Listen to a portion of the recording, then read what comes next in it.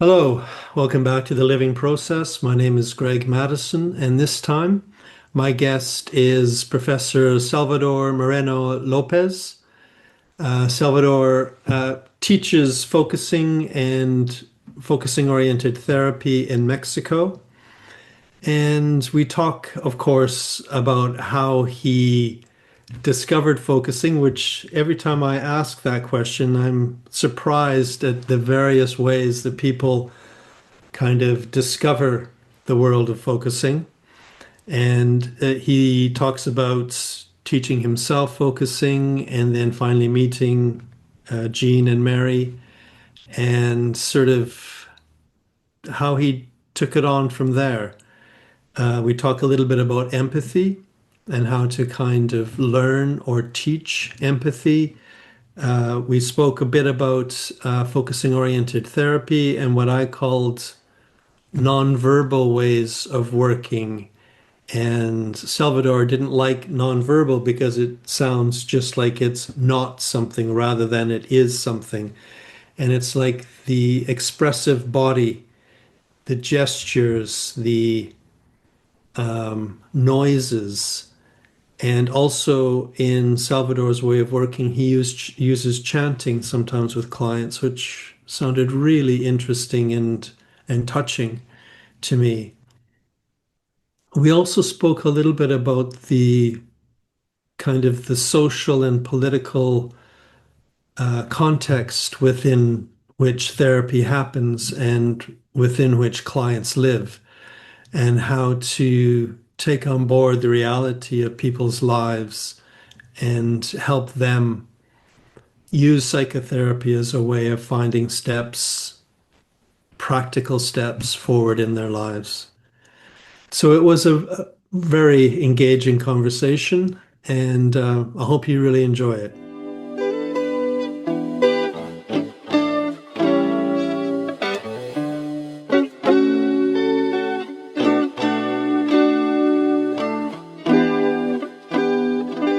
So welcome, Salvador, to the Living Process. It's wonderful to have you here. And my first question, as usual, is just how did you ever get into focusing or Eugene Gendlin's work, FOT, any of that stuff? Yeah, Yeah. it was a very incidental thing because one friend, I was working with him at the university in Mexico, Hmm. and he told me there is something called focusing. There's a guy, this Eugene Gendlin in Chicago University. Why don't we go to talk to him and find out what it is? So we asked the university for the approval and permission. And they said, You can go, but this one. So my friend went to talk to Gene, Okay. and he came back to Mexico. And I said, Well, but you have to teach me to help me learn what you have learned there. I'm talking around this 1978, I guess. Mhm. So it's quite a while. Mm. In fact, his name, he was called Ricardo Blanco. His name is written in the first edition of the Focusing book. Okay. So, but after a few weeks, he told me, well, I guess I'm now more interested in psychoanalysis, so I will go to that direction. So you learn focusing very well. So I said, what are we going to do? I didn't have a book. I just have a lot of copies Yeah. that he brought from Chicago. So I started reading and I started doing what I understood Yeah. because I didn't know anybody else who knew about focusing. And I guess I did it quite well, I suppose, because I like 1 year later, I was looking for my passport in a very small department. I couldn't find it, and I said, "Well, if I kept the passport, I have to know what it is. I don't remember." Mhm. So, well, what if focusing could help me to find out my passport? So I quiet down, I sit down and make a pause, and I say, well, where did I put my passport? And after minutes or so, an image came, and I said, no, that's not possible. I have looked in that place at least 3 times. But well, I went to that place. I opened and the passport was there. So I said, "Wow, this is something very, very special." So from there, I kept practicing the way that I knew, and it was until I guess 1994 that I brought my first computer and searching for the man who was telling me how to use it. He said, give me a word, that's some theme that you are interested in. Focusing. So I found out that it was a focusing institute in New York. So I said, oh, I gotta go there. So finally in 1997, I Hmm. went to what it was in that time, the week-long, focusing week-long. Okay. So Okay. I met Gene, I met Mary Hendricks, and I could share what I knew, and I needed badly some feedback to Hmm. know what I was doing. Maybe I was not focusing what I am doing. I don't know. So it was a great, great experience. So it's just like if focusing came to me, I will say. Yeah. Focusing found me in a way. Yeah. That's fascinating. It makes me wonder how many other people are trying to kind of just teach themselves because they're off on their own somewhere. And Uh-huh. I'm curious what made you keep going? Why were you interested in this thing called focusing and just reading these photocopies? I'm really not sure. I don't Yeah. remember quite well, but I am sure that when I found my passport, Hmm. that was a breaking point for me. Yeah. Like I experienced very well that here is something that is worthy for me. Yeah. My body, if I listen to me from my body, Yeah. I can know more that I can if I try to think Yeah. or look at what is conscious already. Yeah. That was a selling point for you that your Yeah. body obviously in some way it knows more than you are consciously aware of. Yes. Yes. Mhm. And another aspect of this experience Mhm. is that I thought, well, this is for daily life. I Yeah. didn't think it in relation to therapy, for example. I Interesting. I I appreciate it as Mhm. something valuable, useful for daily life. Mhm. That's interesting. So when you finally met Jean and Mary and other people, and you compared, I guess, what you had developed as focusing compared to what they had developed as focusing, was it pretty much the same? Yeah, I was really surprised with that. Wow. I was really, really surprised. I didn't expect Yeah. that similarities. I thought that maybe I was in a very different direction or different way. Hmm. And no, I don't know how that happened, Hmm. but I was glad to discover that was pretty much the same. And I have a conversation with Mary Hendricks, and he accompanied doing some focusing, and I say, "Oh, you do it pretty well. I'm surprised that you have understood it by yourself." I'm lucky, I guess. Yeah. Uh-huh. But that year, Jean had a very bad accident going to the Oh, airport. right. So Okay. it canceled that workshop. Yeah. But Mary Hendricks invited me to go to the focusing weekend. It was 10 days. Okay. Yeah. So I first did it. And then in 2000, 2001, I came back and I did the TIA workshop with Gene. Right. Okay. Because I remember Yeah. the first time I met you, you were this famous person from the TAE demo with Gene. Yeah. So when you went to the week long, there was something about the process that kept you interested. How did you develop it after that?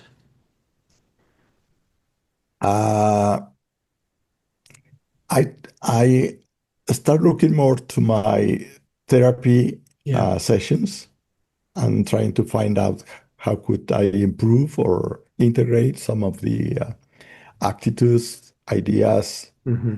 skills from focusing. Hmm. And I started discovering that I was being able to better understand the people that I was talking to in therapy. Hmm. And I made a connection with something that I was interested from for me for many years before. It was empathy. Hmm. When I learned about empathy with Carl Rogers, once I asked him, and then some other people asked him too, how do we learn to be empathic? Yeah. He said, well, it's being with somebody who is empathetic. Uh, and I said, well, but I think that's not enough for me. I need something else. So without thinking too much, I started putting together several things, mainly from the philosophy of implicit and focusing, Hmm. a little bit from theater also. So I arranged some steps to learn empathy, to develop empathy. So I presented this proposal the first time in the 2000 Congress in Chicago. And I Okay. said, well, the first thing is we have to recover the richness of our senses. Maybe actually, I'm too far from my body, so I have to recover Hmm. and be aware. I see, I hear, I smell, I touch, Hmm. everything. And this seems very simple. However, I start realizing that was a very rich experience, paying real attention with my different, my several senses. Hmm. And then I said, I have to be quiet inside. There is too much noise. And if I have too much noise, thinking, talking to myself, Hmm. then I can listen to other people and I cannot listen to myself either. Yeah. So what can I do to be more quiet in an inner silence? So I started practicing some activities like paying attention to my breath Hmm. or looking at things in a mindful way, I will say. I didn't know anything about mindfulness in that time, but now I would say it in this way. So, Hmm. and a friend of mine who was a theater director, he made some workshop. And one of the activities is we are going to do an activity that is called the magic as if. And you have to imagine that you are an animal, you feel that you are that animal, and just behave as if were that animal. And that I found that very interesting. Hmm. So I thought, if I want to develop my empathy, I can imagine that I am another person Hmm. and put it inside that other person and try to feel, think, act as if I were. Yeah. So Interesting. what that was a way of practicing. So I found out that that also helped me Yeah. to feel more comfortable, Yeah. letting myself feel as if I were another person. So let me say that back to you because I've never heard it broken down so um, kind of concretely that to practice empathy, the first thing is you need to find your sensing body. Yes. It's like you need to find yourself inside of your body with your senses alive in some way. Yes. Yes. And then the second thing is you need to become quiet inside of yourself. So there's a little Hmm. bit more space. You can't be full of thoughts and assumptions and interpretations and all of that kind of stuff. Yes. That sounds difficult. How, and you said, I think, paying attention to your breath, that seemed to be enough for people to just calmly get inside of themselves? If you practice, I will say almost daily, at least 15 minutes, Hmm. you that kind of helps. Okay. It takes, well, it took me a very long time. And sometimes it is difficult for some people. I have seen, no, it's too many times that you have to do it. It's too much time. Yeah. Well, I don't know a short way to accomplish this. Another activities, for example, if I listen to the music, just allowing to feel the music with my body. Hmm. My attention is in my body, Yeah. feeling the music. Yeah. That's another way or if I, for example, in a park or in a forest, listening to the sounds Hmm. without thinking Hmm. what is producing those sounds. Hmm. Just listen to the sounds and Hmm. again, paying attention to my body Yeah. and be aware of how I feel Yeah. listening to those sounds. Yeah. Yeah. I know I can immediately imagine that that does both things. It opens your senses and it's sort of empties all of the chatter. Yeah. And then the third thing is this as if, where you ask something like you ask yourself down inside, what would it be like if I was this other person? Hmm. You know, what comes to me if I ask myself, what would it be like to be living in them? Hmm. Hmm. And those three things, then you can feel empathy forming. You're much more in connection with yourself and the other. Yes. There is a four Okay. Right. facet of this. Okay. And this is sort of like I will call it a contemplation. Mm. For example, if I remember very well, once that I was just in a place in a forest, there was a cascade, a small waterfall. Hmm. Yeah. I was there feeling, listening without thinking, and looking at the water falling down. Hmm. And I guess I was maybe 1 hour and a half or 2 hours. This is in a contemplative way, I will say. Hmm. Okay. Of course, sometimes some thoughts Hmm. comes to my mind, but okay, I'm busy. Please wait, Hmm. wait a minute. I'm busy now, looking and feeling this waterfall. So when there is a person, and I did it several times. I was in a park, in a bench. I was looking at people, and instead of thinking, oh, that person is doing that or is dressed in this way. I was looking, watching at them, and Hmm. how do I feel watching those people? And trying to allow myself also Hmm. to feel whatever it came. Hmm. Sometimes they came some sensation or feelings that I thought, this is crazy. And I will have to say myself, no judgments, no anticipate, just be aware Hmm. and stay with whatever it comes to you. Interesting.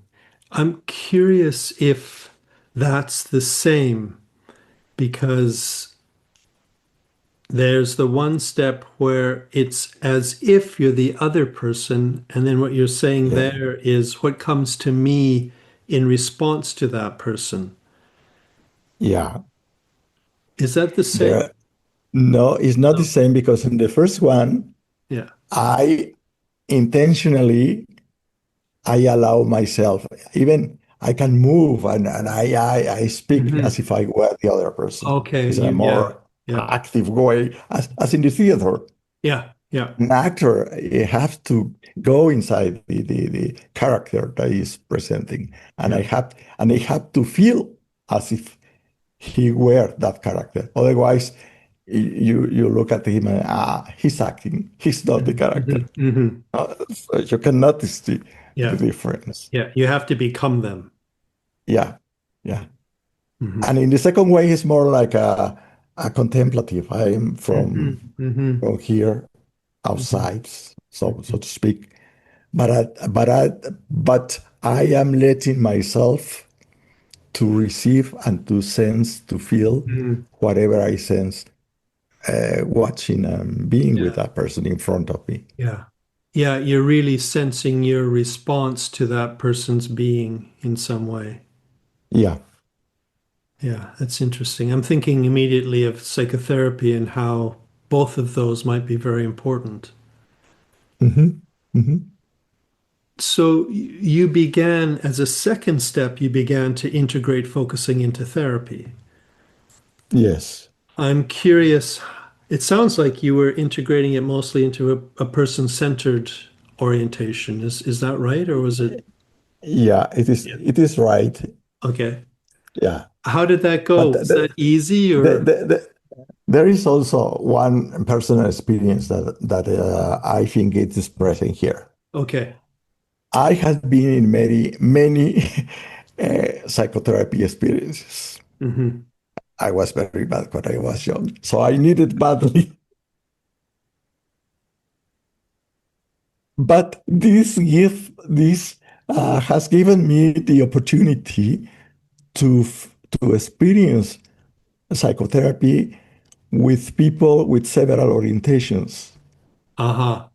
family therapy, person-centered, Gestalt, bioenergetics, even psychoanalysis. Okay. So that has helped me to uh, what I think about my experience is that one important facet of each experience was the relationship Hmm. with the therapist. It wasn't so much the theoretical orientation. Hmm. It was more the quality of the relationship. So that helped me to uh, see therapy in a different way, in the sense that the theoretical orientation is not the most important Hmm. facet. Hmm. It is the interpersonal relationship. Yeah. And can you say more about that? Like what was it that was important in that what you're calling the relationship? For example, to feel accepted, respected, understood, Hmm. to feel safe and so to say free to say whatever I need to say, Hmm. you know? And also in different ways, because it was in different ways, they showed that somehow an interest for my well-being. Yeah. And I give you an example. I was going through a very difficult divorce for me. I was young, I was very afraid, insecure, Mm-hmm. and I didn't know how to manage the legal issues of the process. So I was so worried, and that my therapist told me, "Do you want me to get in contact with a lawyer so he might help you to solve this, and maybe he will give the information that you need so you are not afraid. You don't feel so afraid if the process is more simple than you think. I said yes, so I went with this lawyer. He helped me a lot. He didn't charge anything, so that was even better. I didn't have too much money that time, and I said, yeah, I appreciate very much that gesture of her, Yeah. Yeah. and that was something different because what I was studying psychotherapy, most of the orientation said that the therapists don't have to do this. Hmm. They look more like an interfere or Hmm. no, it's something wrong. That's so interesting because it's almost like that therapist sort of stepped outside of the normal boundary. Yes, And by doing that, really made you believe in the relationship in some way, like this person really yeah, cared. yes, Yeah. yes. I learned something else, or I will say I began to learn something else is the real world, so to speak. Hmm. Hmm. It is important to know it. It's not only the way I feel in relation to it. I Hmm. have to know law, for example, Okay. instead of only imagine or think that, oh, maybe the law, maybe this, Hmm. just look for the information Hmm. and use it the Hmm. way you need to use it. Hmm. Yeah. So, Another, yeah. and just Yeah. Yeah. another very, I will say, experience was I was in psychoanalysis. Mm. This was not too many years ago. Um, for several years, I had the fantasy, because it was like a fantasy. What will happen if I go to my session, and if I don't say anything, I just be quiet without talking at all. So, as a But I therapist, you go to your patient and don't say a word? no, as a consultant, as a patient, Oh, as a myself, patient, you don't say anything. Yeah. as a patient, if I don't say anything, Okay. what will happen? Yeah. I gonna do it? No, it's too risky. So finally, with this psychoanalyst, I did it, and I appreciate that very much. I told him, I really thank you very much. I know that it was very hard for you, and maybe it was also a risk for you. And I said, yes, yes, it was.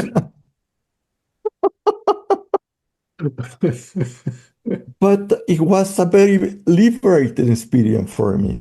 Okay. I was letting Hmm. myself being there without the pressure that I have to say something. Hmm. And I felt accepted, Yeah. respected, Yeah. accompanied. Hmm. Yeah, that is fascinating. I can really sense that that would be a very special experience. And did the psychoanalyst interrupt at all, or just completely held the silence? Completely. Yeah. He told me that later, he told me that at the beginning, he was kind of fighting with himself. Should I say something? Should I be quiet? After a few minutes, he told him, oh, just be quiet and wait what happens. Oh, I said, oh, you were brave enough to do that. Did that teach you as a therapist anything? Of course, many, many things. Yeah. Once is, again, the interpersonal relationship, how it is lived by the client.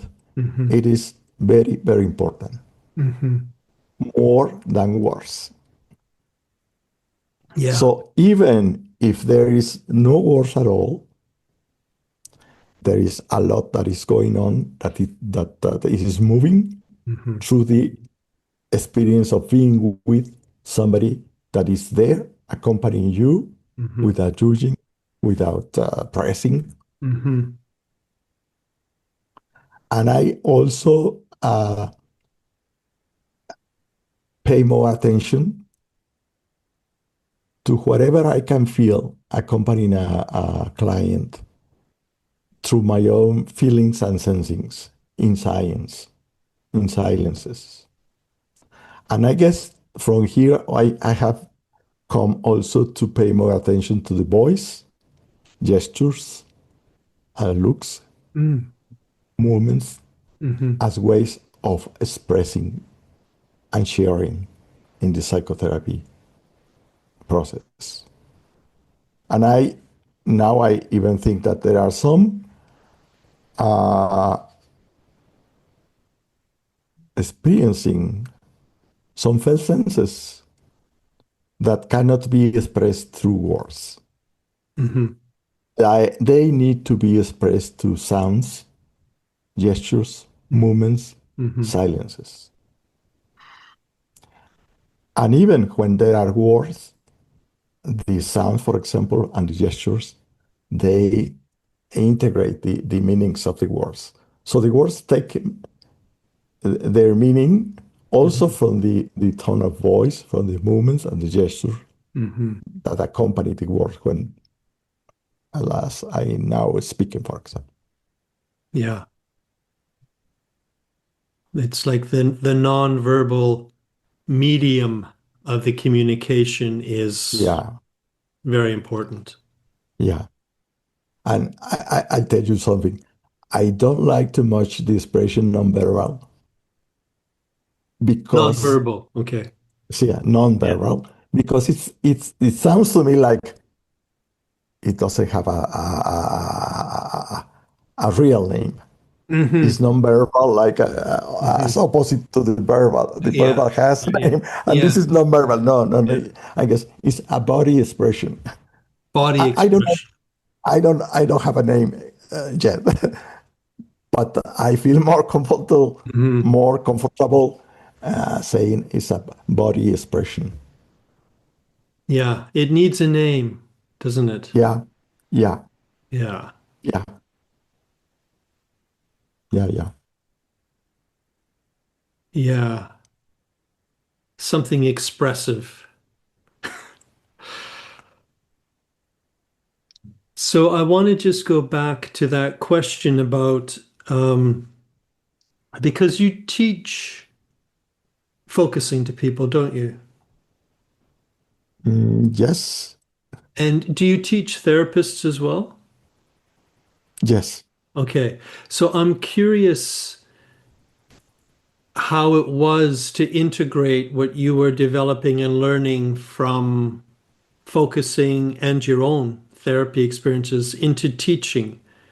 What sorts of things did you start to emphasize maybe differently, and what sort of things were your students getting that maybe was not just the traditional person-centered? Okay. Uh, I think that it's important here to know that I start interested in facilitating learning Hmm. when I was interested in finding a place for emotions in the learning process. Okay. So I first learned something about Maria Montessori and her method, Hmm. and then I found out about Paulo Freire and her method in Brazil. And the third was Freedom to Learn from Carlo Rogers. Yeah. So significant learning, meaningful learning was a very important discovery for me. But I have to combine it with Paulo Freire and Maria Montessori. It was not enough just to stay with the proposal of Rogers. Hmm. And when I started learning, focusing on the philosophy of the implicit, there was another element that was the body.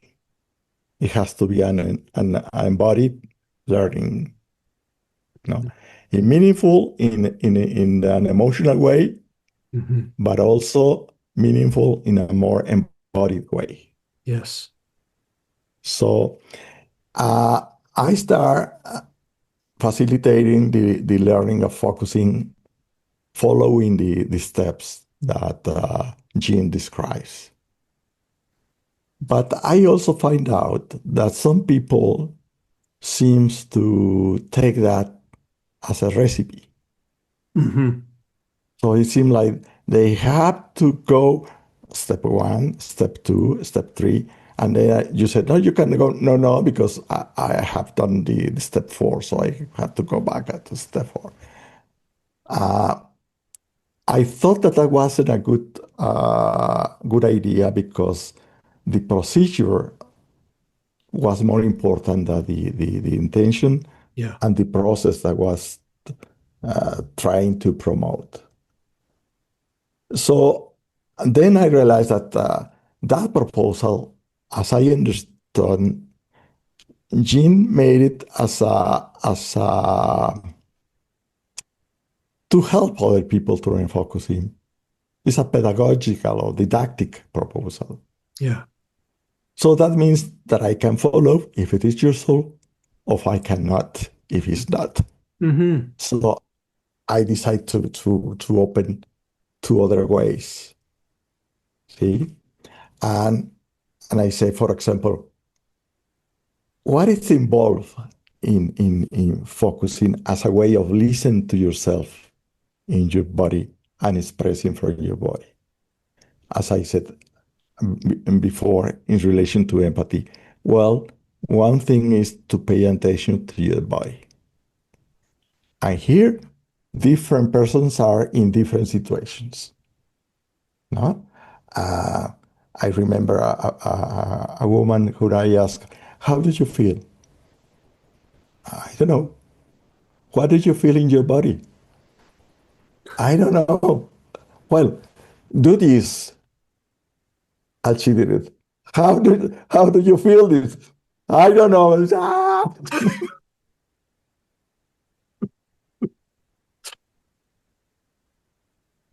So see, again, here's we have to recover the richness of our senses. Yes. So I have to find out for each person which activities help them to recover the richness of their senses. I said, for example, if you are washing the dishes, do you feel the water in your hands? Oh, yes, that I can feel it. So pay attention to that. Pay attention to your hands and to the water falling in your hands. Yeah. Okay? And looking for daily activities that might help Yeah. people to be more aware of their senses. Again, the second thing was how to learn to be quiet in inner silence. So you can really pay attention to your body. Because sometimes I'll ask, how do you feel in your body? I think that maybe it's not that's just thinking. I believe that. Huh? So again, how to be quiet inside without talking to you so you can pay attention to your body. And then the third step is how to find out a felt sense. One activity that has been very useful is like telling a person different words and ask the person to pay attention how it feels with each word. For example, two words that I use a lot is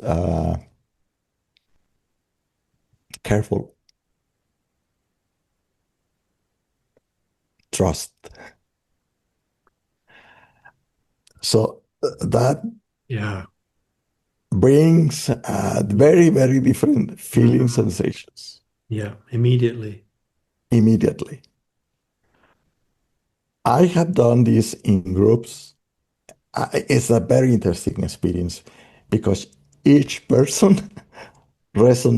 interpreted each words in a very different way. Hmm. And sometimes I allow myself to say whatever it comes. And once I remember that I say cow, cow, I say, what am I saying this? Uh, with the sharing time, one person say, oh, with the word cow, it came to me all those memories with my grandpa when I was in the ranch. I was doing this and what? So this has helped me to trust Yeah. and say whatever it comes. Yeah. Most, I will say 99% of the time, there is at least one person for whom that new word is very meaningful in Mhm. some way. Can I ask, how do you understand that? That just by being so open and not censoring yourself and saying what comes to you, you are in some way almost speaking something that's significant for someone else. Yeah. The way I understand is if I allow me to be connected with the people, Hmm. if I allow myself to receive all uh, they're experiencing, Hmm. then that's in me. But it's in me in a way that I don't know consciously. Yeah, exactly. So I can think about it. Yeah, I have to allow myself to express it from my yeah, own experiencing. yeah, yeah. And when you say that, I get the sense that you have a different sense, idea, philosophy, conception of the body, that the body Yes, somehow is something more than just this. yes. But I also connect this with that what Jean says, interaction first. Yeah, exactly. That's what I was We thinking. are Hmm. interactions. It's not that we are in interaction. We are Hmm. interactions. Hmm. Yeah. So we are just recovering, paying attention, these connections that are there, Hmm. but we quite often don't pay much attention to that.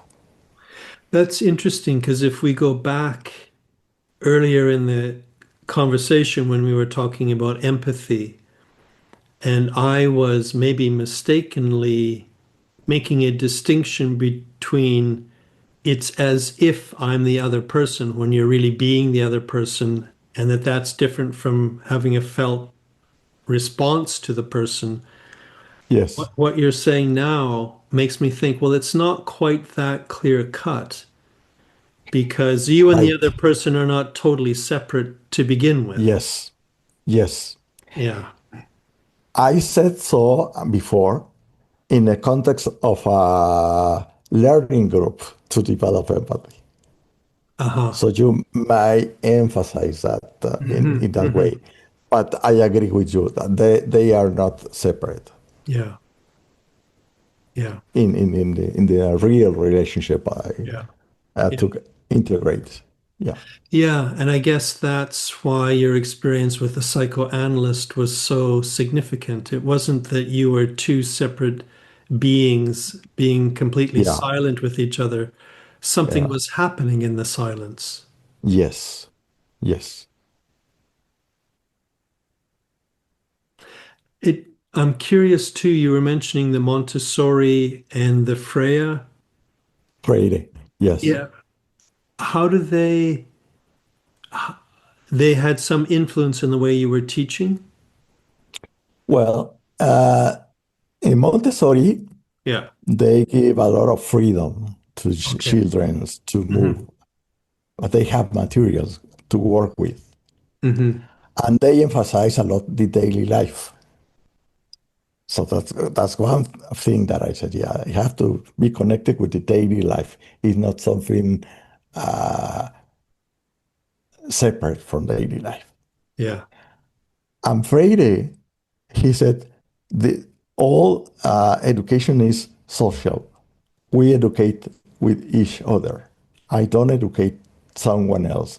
We educate together with each other in a social and political specific context that we have to transform in the direction of equality, justice, and to get rid of the oppressive situations. Interesting. And do you bring that in some way when you're teaching FOT? Yeah, because there is I put it here in the concept of lived world. I don't Lived know if I world. okay. Lived world. Yeah.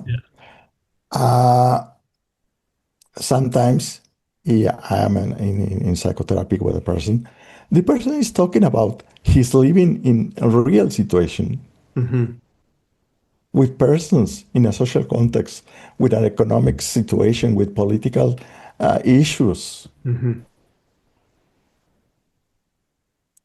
And the person might say, I feel very angry, very unsure, very frustrated because I can find a way to get a better income. Hmm. And I couldn't, I don't think that that's only an individual personal problem.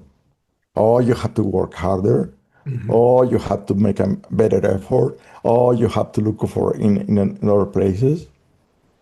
There are real difficulties Hmm. in the social and economic structure Yeah.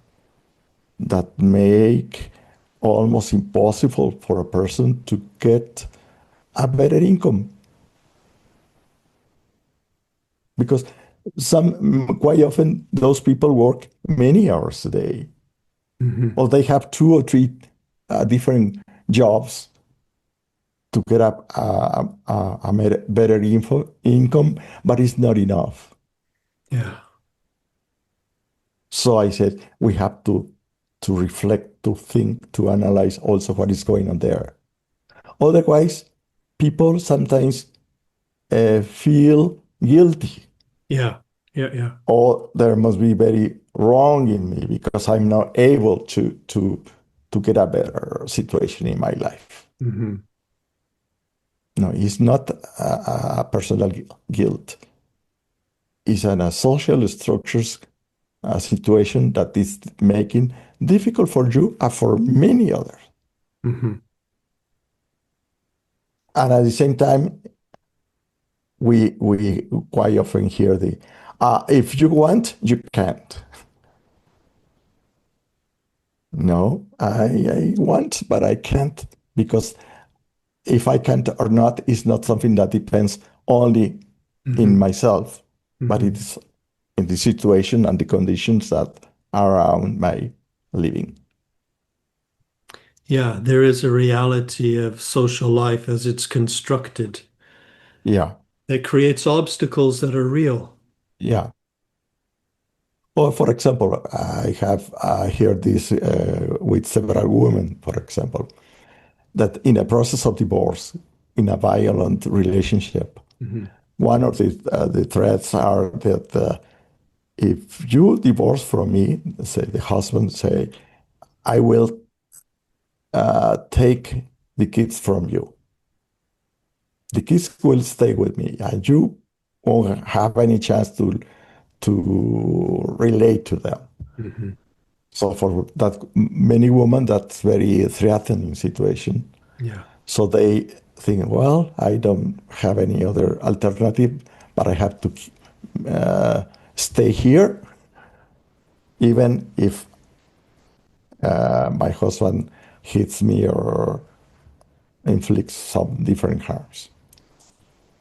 But what if this woman can look for a support group Mhm. where they can find a legal advice or even a housing support? Mhm. Sometime a colleague told me, "Well, you tell her that go out of her house." Oh yeah, and where is gonna go? Because maybe her mother or her father they tell her, "No, you have to stay there." As we say sometimes, it's your cross, it's your suffering. Yeah. You have to maintain there. So she doesn't have a support in her family. So she needs a different place with different people Mhm. where she can find a real support to go and live there and be protected. Yeah.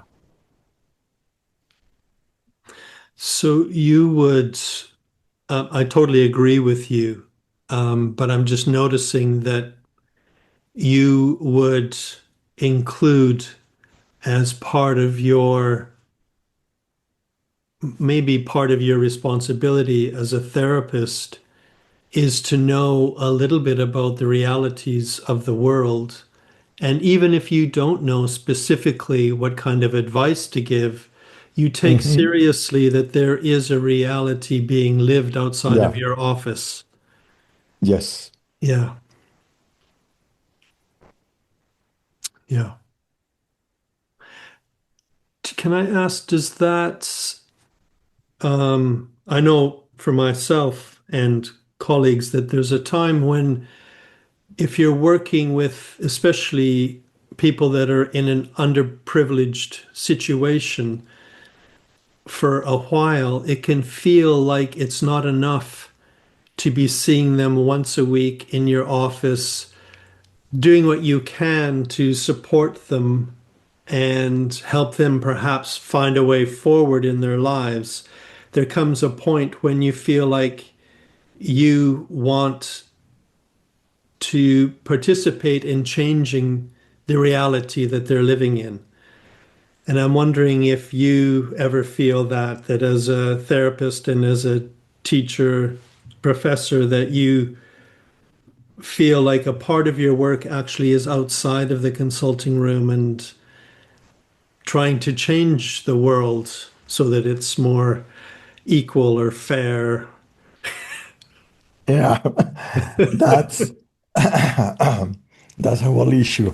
Yeah. Uh, Yeah. I tell myself that try to do the best you can Yeah. in the situation that you are able to move. Hmm. I have to amplify that situation. And I think, for example, more working with groups. Uh, well, in fact, I had a group with women who had in children with some kind of discapacity. So they felt overwhelmed, tired, with a lot of physical body pains, Hmm. headaches, back pain, and a lot of things. They came to the group mostly because the director of the center where they went, their children, almost they said, "You have to come to this group." So they came because they didn't have time. Hmm. But it was amazing how I start teaching or facilitating the learning of listening to themselves, the manner of focusing and expressing from there. And there were several things that start happening. For example, some of them they say, "Oh, it's less tired to drive to take my children because I now I am not fighting with the traffic." And I realize that I do the same time. If I go just tense and trying to go very fast, that if I go more relaxed. So I'm not so tired and I don't have my back pain.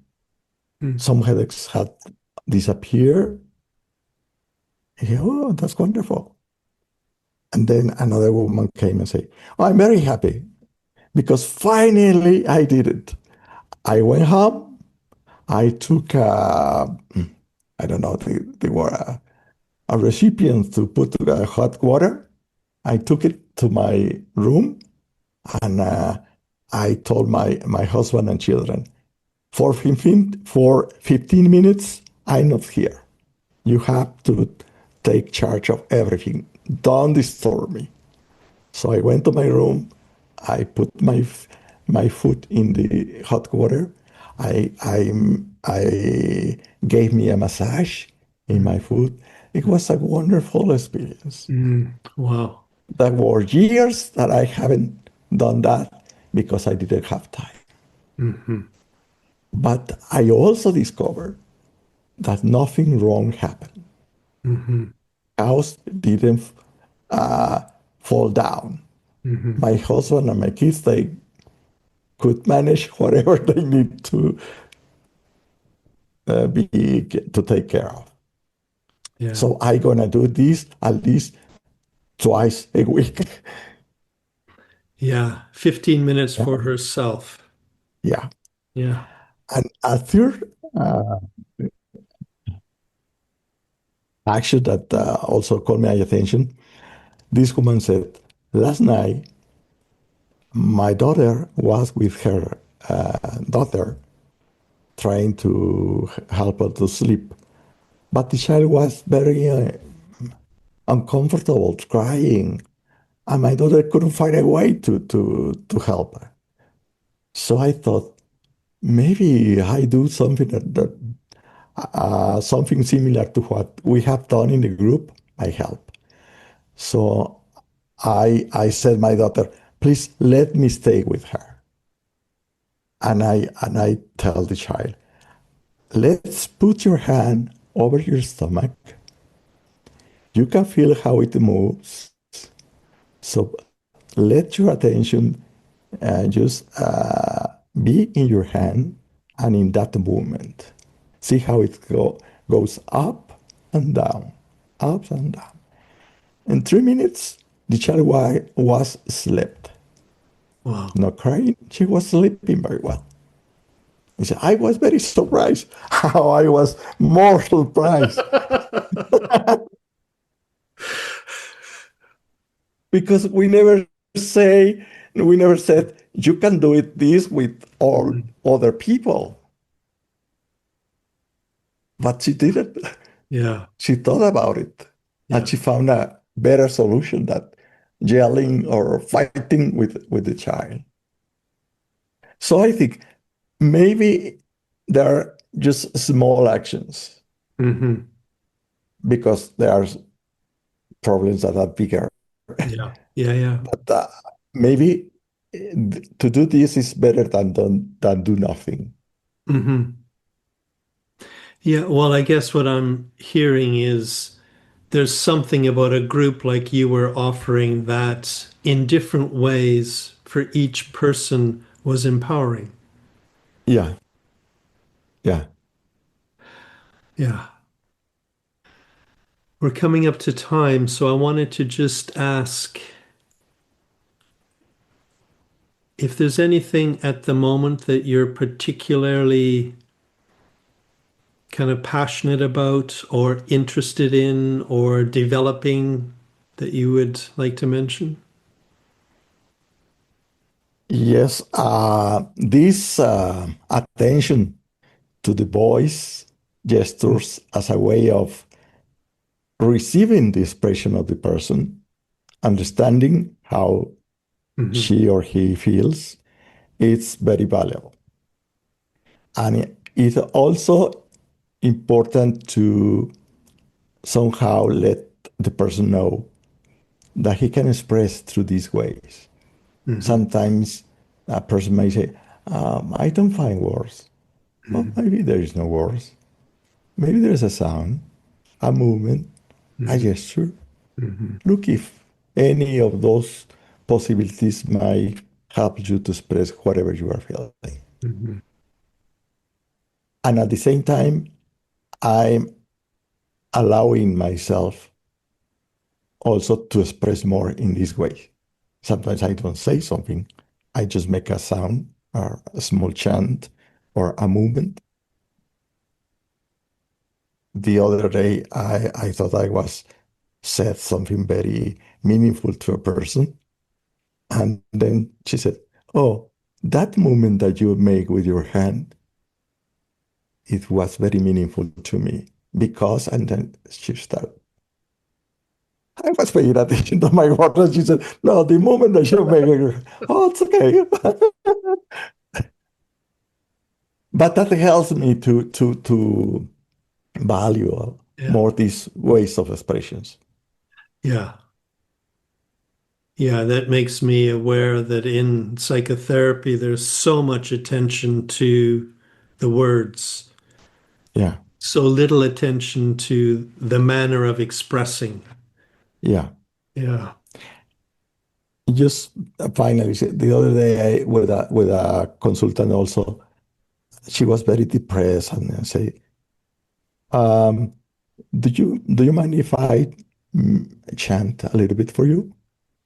And she said, "Yes." So I make my chanting, and at the end she said, "Oh, that was just great, wonderful. I felt that I was being rocking by my grandma Mm. with tenderness Hmm. and love, and I was so meaningful to me." And then she said, "You did very well. Do you know? You have a gift there." Oh, I guess I do. How is that for you?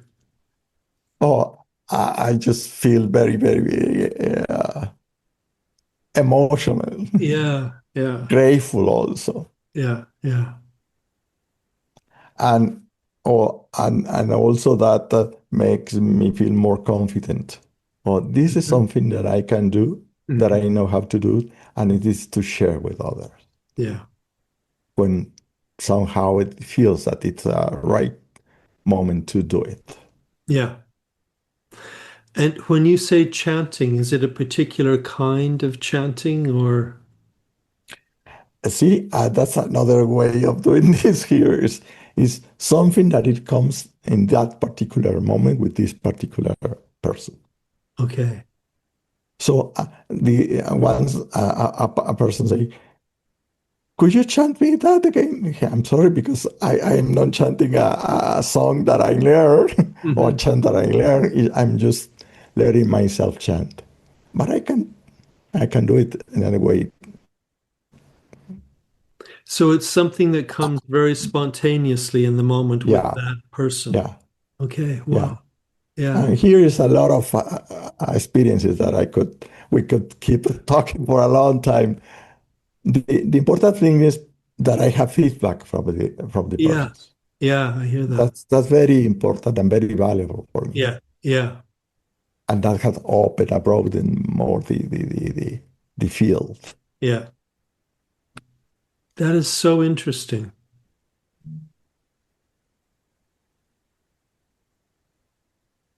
Yeah.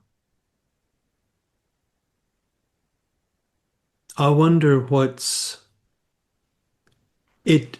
I immediately think there's something so meaningful being communicated without any words. It's almost a little bit more energetic when it's in a Yeah, chant. yes, I think so. Yeah. Yeah. Yeah. I can imagine that being very moving for both people. Hmm. Intimate. Yes. Yeah. Okay. Thank you so much for this time. I've really appreciated it and nice to interact with you. Oh, I enjoy it very much, Greg, and I appreciate it. I thank you very much also. Yeah. Okay. Bye for now. Bye. Bye.